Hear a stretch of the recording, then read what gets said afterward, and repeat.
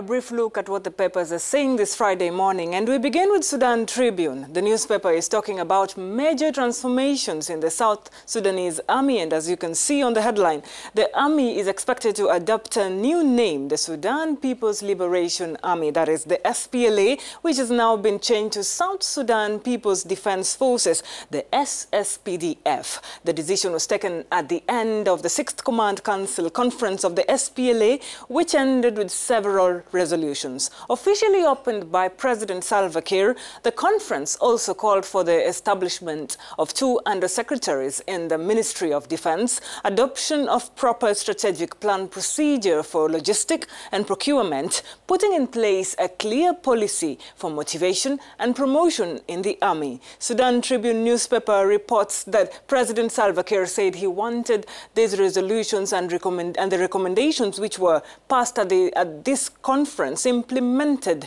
without delay. He also emphasized the fact that restructuring the SPLA into an effective army to international standards requires collective efforts.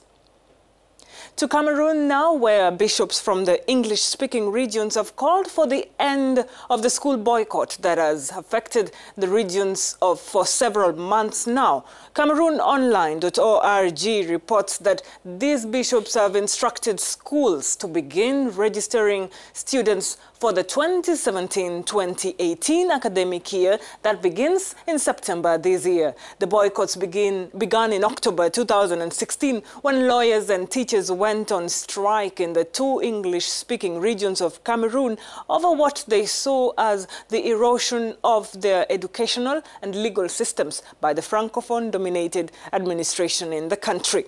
The local Parents and Teachers Associations, PTA, had also called for an end to the boycott, saying that it had placed a disproportionate burden on school teachers, the students, and even the parents. The parents and the teachers further complained that the school boycott had led children to pick up bad habits, leading to high rates of unwanted pregnancies, a growing crime wave, a rise in drug abuse, and an increase in household expenditures.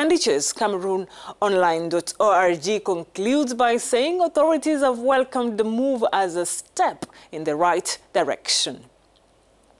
We end today's press review in South Africa, which is observing the Women's Month. The country commemorates Women's Month in August as a tribute to more than 20,000 women who marched to the Union buildings on the 9th of August 1956 in protest against the extension of pass laws to women. The pass laws were the internal identification system used to segment the population and prevent black people, women, and other minorities in the country from traveling freely throughout the country. OK Africa reports that the official launch of Women's Month took place on Tuesday in Shwane, where the minister in the presidency responsible for women, that is Susan Shabangu, urged South African men to also get involved in the movement and to end sexual violence, which is a systematic issue that has led to the creation of nationwide protests and movements such as